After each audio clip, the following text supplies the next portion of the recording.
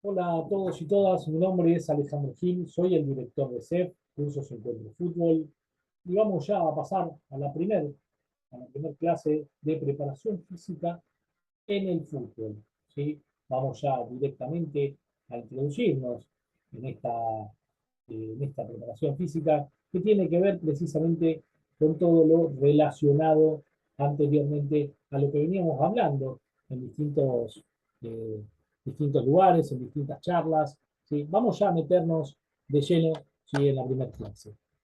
Vamos a empezar a comenzar, como decimos nosotros, siempre a ir ya eh, a la primera parte, ¿sí? ¿Qué es la preparación física en el fútbol? La preparación física en el fútbol es una de las partes principales en la intervención del futbolista como componente del entrenamiento. ¿Cuál es el fin? El fin es aumentar las habilidades y las capacidades fisiológicas del organismo en un nivel óptimo para que puedan responder a las demandas del juego y así, de esta manera, poder aumentar el rendimiento. Cuando nosotros nos referimos a la preparación física, no solo nos estamos refiriendo a la parte física, ¿sí? A tener como quien dice, una máquina de correr o una máquina de llegar a tiempo o de superar distintos test en distintas situaciones del juego, ¿sí? O en entrenamientos, o en prácticas, o en lo que tiene que ver a toda la parte física, sino que nos referimos también a distintos sectores que tienen que ver dentro del mismo esquema de entrenamiento y que trabajan a su vez desarrollándose distintas habilidades, como por ejemplo la parte física, que es la más importante, la parte fisiológica del ser humano, técnico, táctico y mental. Porque a veces nosotros sabemos que si una persona está sobreentrenada o está, como decimos por lo general, mal entrenada físicamente, puede tener dos complicaciones. La primera, si está sobreentrenada, tener un estrés, ¿sí? Por lesiones, perdón, que pueden causar lesiones. Y la segunda, que no puede tener el rendimiento óptimo, porque y también puede llevar a lesiones, ¿sí? Siempre el fin de la preparación física, en parte, también no solo tiene que ver con la situación de juego que vamos a afrontar o el jugador que queremos llevar adelante, sino también con evitar lesiones. Por eso vamos a pasar a los objetivos de la preparación física, ¿sí? En el caso de los profesionales, preparar al jugador para la competición, fundamental. En el caso también de los profesionales, evitar lesiones, ¿sí? Por eso tiene que estar preparado físicamente. Vayamos por partes para poder comprender, ¿eh? Hay que realizar un análisis cualitativo que se centra en las cualidades y características por sobre las cifras. Recordemos la palabra cualitativo, ¿sí? En esta charla vamos a tener la palabra cualitativo. Ahí pusimos en el caso de profesionales, ¿sí? En el caso de profesionales. Pero en el caso de, por ejemplo, juveniles o niños, ayuda al desarrollo, la preparación física. Siempre, siempre entrenando, por supuesto, acorde a la edad, al tiempo, ¿sí? Que tiene este niño, en este caso. La preparación física entre los 5 y los 6 años es una cosa, entre los 7 y los 8 años es otra, entre los 9 y los 10 es otra, los 12 y 13 claramente es otra, y después de los 14 hasta los 18 o hasta que pueda llegar a ser profesional es otra.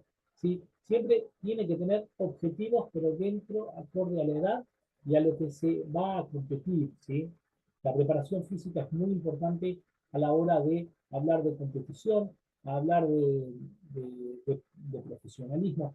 La preparación física es lo que le da profesionalización a la actividad, al fútbol.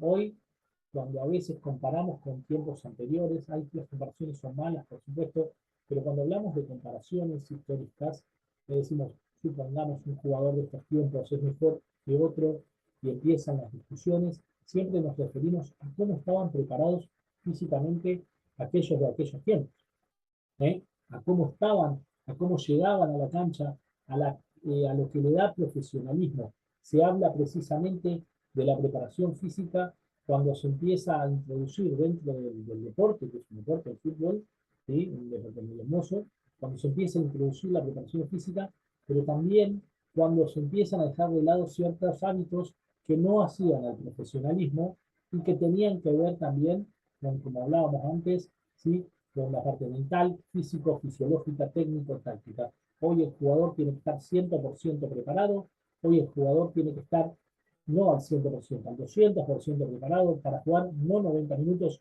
sino entrenado para jugar 120 cada 4 días.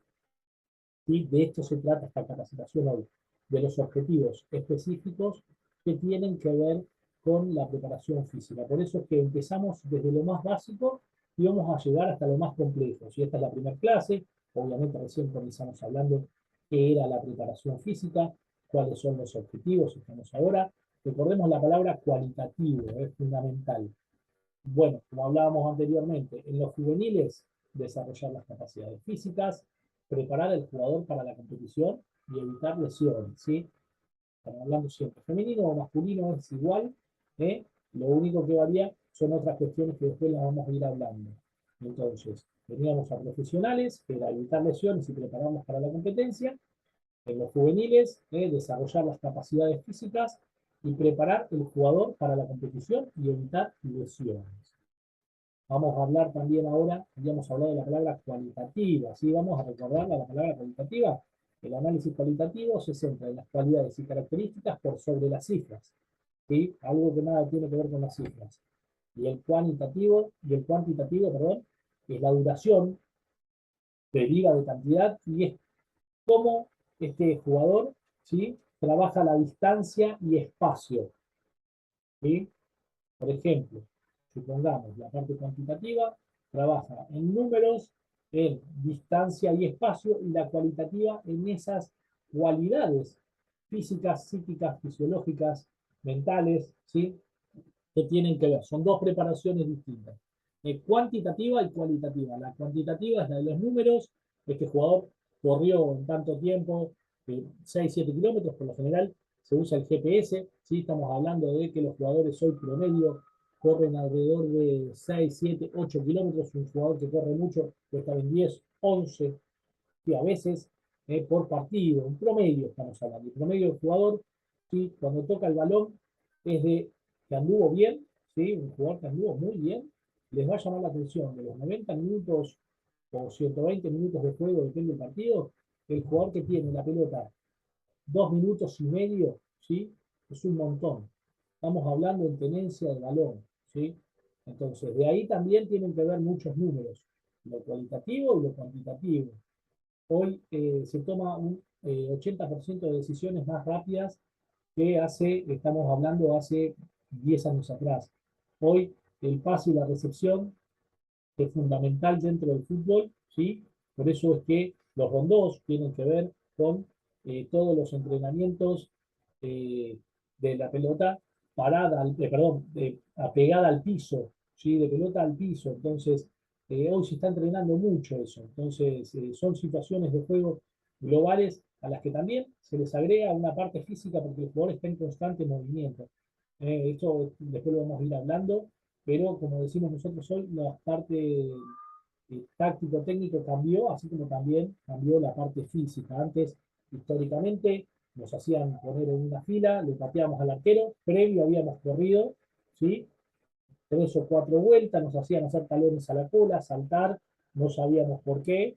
Tal vez el preparador físico no estaba tan empapado de fútbol, ¿sí? Hoy tiene que ser un entrenador más dentro de la cancha, el preparador físico, en la realidad. O sea, no se puede tener un preparador físico que no conozca el fútbol. Antes el preparador físico, históricamente, estamos hablando hace 20 años atrás, sabía solo de preparación física. Entonces preparaba físicamente a estos jugadores, él generalmente se hacía una entrada en calor, y después el entrenador entrenaba pelota parada por un lado, remates al arco por otro, situaciones analíticas de juego que tenían que ver, algunas con peligro, situaciones de peligro, de juego, de ataque, se le llamaba situaciones de peligro, de juegos de peligro, ahora se llama situación inofensiva, por ejemplo. Por ejemplo, entrenábamos todos en fila, rematando al arquero, y a veces teníamos obstáculos, que era el defensor que nos seguía y se escuchaba al entrenador que dice, no, no le saques la pelota, déjalo patear, seguilo nomás. No sabíamos bien por qué, ellos sí sabían por qué, pero al final como que quedaba muy vetusto ese entrenamiento. Entonces, al final, ¿qué terminaba? Los jugadores que tenían más resto físico, más capacidad física, y terminaban ganando el partido. Entonces empezó a ver eso, ¿sí? Y obviamente también, por supuesto, el que también tenía otras condiciones. Hoy se puede igualar, ¿sí? Hoy se puede igualar. Igual condiciones físicas, igual condiciones técnico-tácticas. Lo que gana, lo último, es la parte mental, la parte física que trabaja lo mental, ¿sí? Donde van a los 90, van 0-0, ¿sí? Los últimos 5 minutos va a estar el equipo preparado para ganar, el que mejor esté preparado, valga la redundancia, para poder llevar adelante esa parte, esos últimos tramos de los minutos de juego, pero mentalmente preparado. ¿Sí? Entonces tenemos igual condiciones físicas, igual condiciones técnico-tácticas, siempre lo último que gana es la cabeza. Por eso estos entrenamientos que tienen que ver con la parte física también abordan lo emocional, lo mental, lo psíquico. Vamos a pasar a cuáles son las capacidades físicas en el fútbol para ya ir introduciéndonos directamente en la parte física.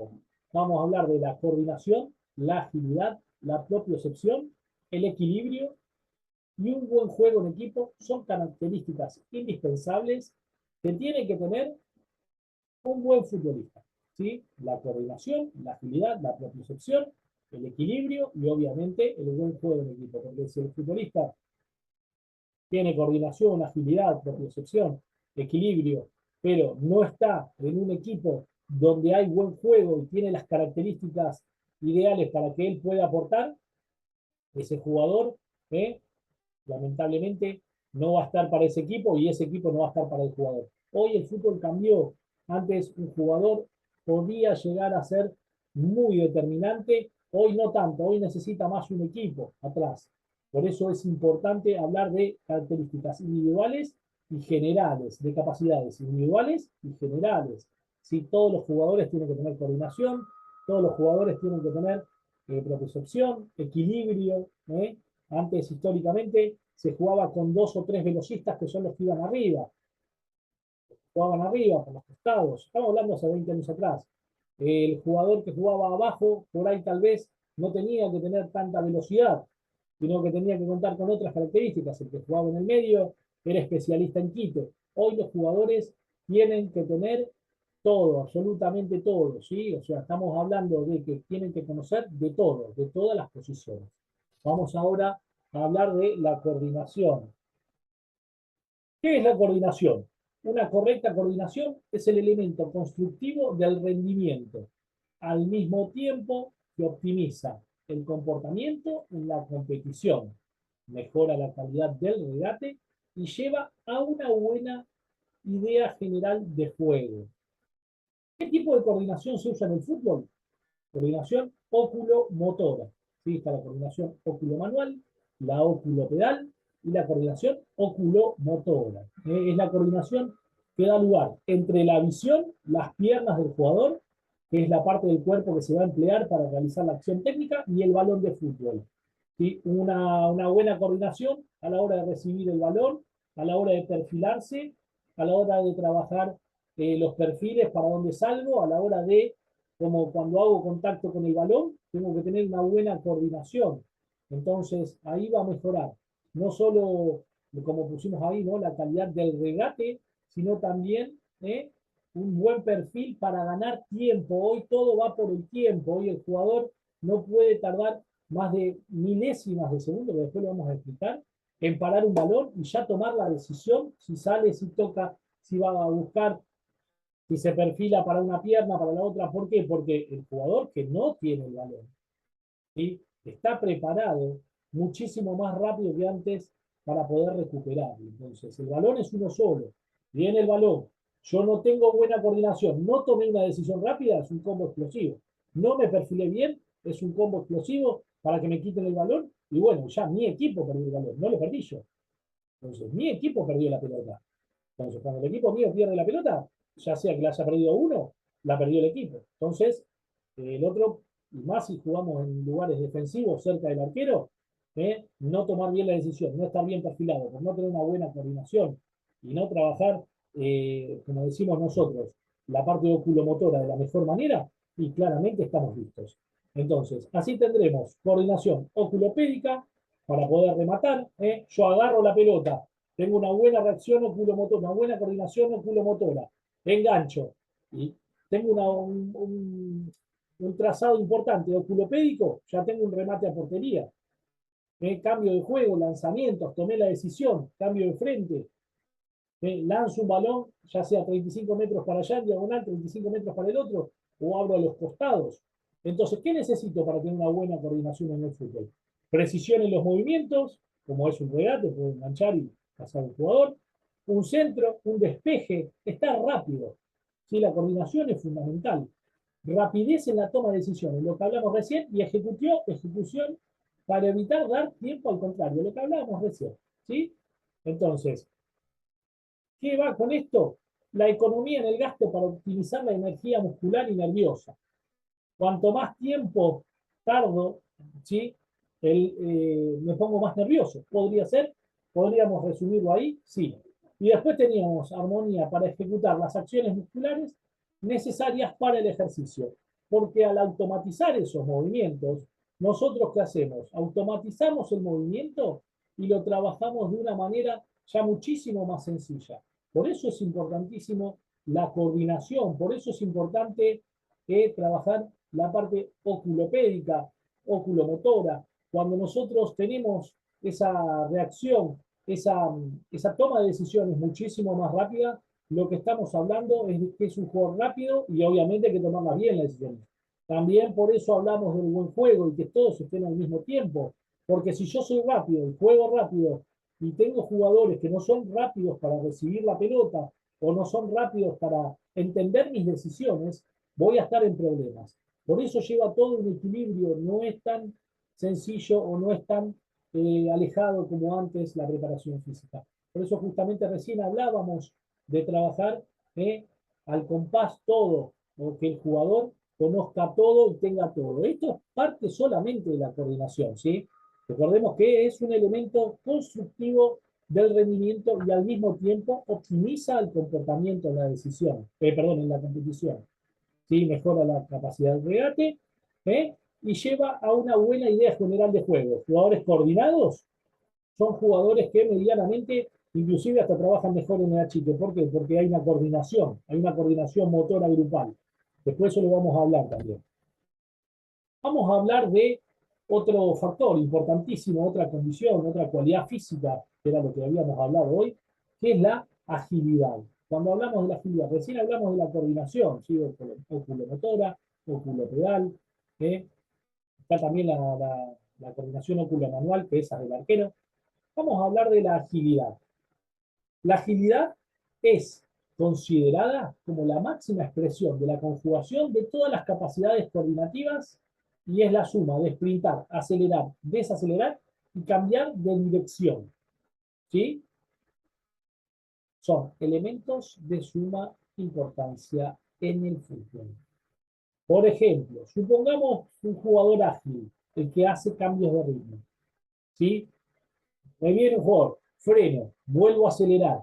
Antes de que él haya acelerado, ¿sí? Buenísimo. Salgo, tengo buena coordinación, toco, ya tomé la decisión, voy a buscar, buenísimo. Entonces, sin agilidad y sin coordinación, no voy a ningún lado. Son cualidades importantes. Estamos hablando que nada tiene que ver todavía, ni siquiera con el trabajo de velocidad, de resistencia, de explosión. Esto es cualidad, ¿sí? Coordinación, ahora hablamos de agilidad. Entonces, sprinto, acelero, desacelero y cambio de dirección. Cambio de orientación rápida, tengo buena cintura, viene la jugada, viene por un lado, tengo buena cintura, tengo un buen, como decimos nosotros, un buen timing, un buen enganche, salgo, freno, vuelvo a correr. ¿eh? ¿Cómo hacer para tener más agilidad? Porque algunos dicen bien, ¿se puede, es cuantitativo? Sí, es cuantitativo y es cualitativo, las dos cosas. ¿Cómo hacemos para tener más agilidad en el fútbol? Alternamos el trote ligero de 5 a 10 minutos, con ráfagas cortas de ejercicios más intensos. Carreras cortas a alta velocidad, correr subiendo escaleras o tipo colinas, que podría ser, ¿sí? Ejercicios con escalera de velocidad, controlar el valor en combinación con cualquiera de las anteriores. ¿Cómo hacemos para tener más agilidad? Bien, cuando nosotros vamos a practicar la agilidad, estamos ensayando la agilidad, ¿sí? Para poder tener, porque vamos a tener un equipo enfrente. Vamos a hablar por parte. Nos toca una competencia donde estos equipos, ¿sí? Medianamente no son de tener mucho la pelota, pero nosotros sí, nos queremos destacar en eso. Por citar un caso. Perfecto. A estos ejercicios, carreras con corta velocidad, corriendo, subiendo escaleras o colinas. Esto es importante porque nosotros cuando hablamos de colinas, hablamos de que estos cursos llegan a Perú, Chile, Bolivia, Paraguay. Acá tal vez en Argentina, de donde se emiten estos cursos, no hay colinas excepto que estemos en algunas partes donde sean suelos montañosos, pero no estaría mal entrenarlos. Hay muchos equipos que suben y bajan, ¿sí? Cuando suben y bajan en una pendiente, cuando vuelven al entrenamiento, claramente están mucho más ágiles porque están corriendo en el llano, ¿sí? Entonces, si se puede hacer con pelota, mejor estos ejercicios. Si queremos trabajar una semana de la agilidad, ¿sí? Existe, sí, después lo vamos a hablar, siempre con pelota, fundamental. Obviamente no somos los dueños, la verdad, no. Podemos hacerlo sin pelota, ¿sí? El trote ligero se puede hacer sin pelota, ¿sí? Y después ejercicios más intensos. Carreras cortas a alta velocidad, carreras en 25 metros. Agarramos de mitad de cancha hasta el área grande, ¿sí? ¿Eh? Hacemos una pequeña carrera, todo el plantel, ¿sí? Cortas, 5 o 6 repeticiones, ¿sí? O sea, venimos por los costados, vamos, venimos por los costados. Lo mismo, el trote ligero, un trote que no es ni básico, ni medio, ni largo, es ligero, ¿sí? Entonces, es un trote que no está ni al máximo, ni a lo más bajo, es bastante ligero. Entonces, al silbato, corren. Eh, Después, por ejemplo, ¿podemos trabajar con pelota? Sí, podemos trabajar la agilidad con pelota, como hablamos recién. Si hay una pelota cada dos, en el trote ligero, podemos ir trabajando el pase y la recepción también. Se le pueden incluir cosas a los ejercicios de agilidad. Entonces, eh, algo importante también, que es lo que hablamos nosotros, a la hora de llevar estos ejercicios, también con el balón, ¿sí? Estamos incorporando a la parte física el balón. Es fundamental. ¿Para qué? Para que el jugador se familiarice cada vez más con el balón todo el tiempo, ya sea niño o estamos hablando de lo único que va a variar la intensidad acá, ¿no? La agilidad, obviamente. En un niño, si hacemos un trote ligero en adultos de 5 a 10 minutos, ¿sí? En jugadores o jugadoras ya mayores de 18, cuando tenemos niños entre los 6 y los 12, son 2 minutos, de 2 a 3. ¿Sí? Lo único que baja, si queremos que vayan tomando agilidad, ¿sí? Lo que baja es el tiempo, por lo general. Bien, propiocepción. La propiocepción en el fútbol consiste en sensibilizar, potenciar y preparar las zonas musculares tendinosas, óseas y articulares más proclives a dañarse, ¿sí? Le damos fuerza a esos lugares donde hay desgarros, donde hay desprendimiento a veces de articulaciones, donde hay también a veces pinchazos, abarrotamientos, calambres. Le damos, preparamos la zona, potenciamos, sensibilizamos, potenciamos y preparamos. Sensibilizar, ¿eh? Potenciar, ¿sí? Los músculos necesitan estiramiento, ahora lo vamos a ir hablando, necesitan un trabajo. ¿Eh? Entonces, ¿para qué estas articulaciones, eh, estos tendones, ¿sí? No sufran? ¿Por qué suelen sufrir? Porque a veces hay exceso de carga en un entrenamiento o en un partido de fútbol, de carga. ¿Sí? Hay una carga, o encontramos mal la carga, o ensayamos mal en la semana, y los jugadores en lugar de llegar cargados, llegan muy descargados, o viceversa. Entonces, ¿qué es la propiocepción en el fútbol? Es una de las capacidades a las que más se le ha prestado atención en tiempos recientes, entendiéndola como la capacidad física coordinativa que permite desarrollar el control del movimiento y el logro de la estabilidad articular. Sin la propiocepción no tenemos estabilidad articular. ¿Sí? Vemos un jugador que a veces decimos, lamentablemente suele suceder, que dice, oh, este jugador está todo roto, viene medio como raro y lamentablemente se metió en un sinfín de lesiones. Es muy, pero muy complejo. Entonces, para trabajar la propiocepción podemos utilizar elementos externos tales como superficies inestables o bien actuar sobre la percepción de nuestros sentidos, cerrando los ojos, dando vueltas para marearnos y depositar nuestro sistema propioceptivo donde los estímulos externos están a la orden del día. ¿Qué queremos decir con esto? Que es donde vamos a tocar, donde vamos a pisar, donde vamos a trabajar en lugares que a veces, que a veces vamos a ir a canchas donde si no tenemos una buena propiocepción podemos lastimar. Que los músculos no están bien, no todas las canchas son iguales. Y acá en América, en la parte de América, en esta parte, en América del Sur. Por ahí en Europa sí tenés que también lo trabajan. Por eso ahí vemos cómo están trabajando los jugadores con estos medio globos, como les decimos, que la verdad que es muy, pero muy interesante, ¿sí? El trabajo es muy, pero muy bueno. Y además de que, ahí lo estamos viendo, ahí en el entrenamiento, con un pie, pisando con un pie, ¿sí? Podemos también, además de poner unas vallitas saltando con un pie, el otro, que tiene que ver mucho también con la coordinación y lo que hablábamos anteriormente, claro, por supuesto, ¿sí? Pero esto es para sensibilizar, potenciar y preparar esas zonas musculares que suelen tener lesiones y bastante seguidas en el tiempo. Si después ese músculo queda lastimado o queda herido, lamentablemente nos vamos a encontrar un jugador que cada vez los desgarros son más extensos, le tardan más en curarse y no entendemos bien por qué se desgarra o no entendemos bien por qué entra mal curado o a la vuelta vuelve a desgarrarse por más que haya estado curado. No trabajó bien esto. Seguramente puede ser un causante, puede llegar a ser. Vamos a pasar ahora al equilibrio. ¿eh? El equilibrio. En el ámbito de la actividad física y del fútbol, el equilibrio es la capacidad que tiene el jugador de mantener su propio cuerpo, otro cuerpo u objetos en una posición controlada y estable por medio de movimientos compensatorios. ¿Sí? El equilibrio estático es la habilidad o facultad del individuo para mantener el cuerpo en posición erguida sin desplazarse.